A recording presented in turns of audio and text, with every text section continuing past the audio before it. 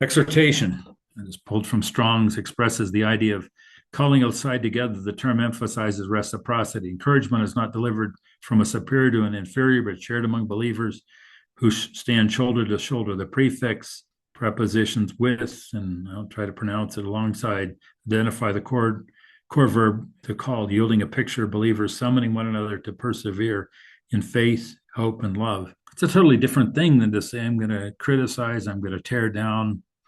It's uh, it's the wake up calls that we need. I need exhortation, need far more than I think I get. But it is a positive thing to say, let's go. If you see a coach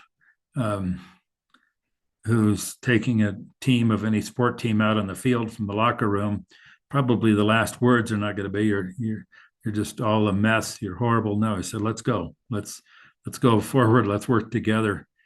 And so 1 Corinthians chapter 4, furthermore, then we beseech you, brethren, exhort you by the Lord Jesus, you have received of us how you ought to walk and please God, so you would abound more and more. So there's two very clear things that are should be characteristics of exhortation: how we walk and how we please God, not how we please ourselves, not how we please our brethren. We're just spending some time lately in things that I needed to deal with in my own life, and really exercised about how easy it is to worry about pleasing our brethren. What are we in front of our brethren? Instead of really getting on our knees and being clear about what matters first is pleasing God, walking before him. First, 2 Timothy chapter 4, preach the word, be instant in season, out of season, reprove, rebuke, exhort with all long suffering and doctrine. One of the messages very clear to Timothy from Paul was, take heed to yourself and to the doctrine. It's what we believe and how we put it into practice.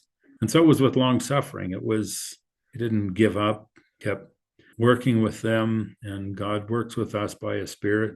He works with us through our brethren in the exhortations that we hear and need. Hebrews chapter 3, take heed, brethren, lest there be in any of you an evil heart of unbelief in departing from the living God. But exhort one another daily when it's called today, lest any of you be hardened through the deceitfulness of sin.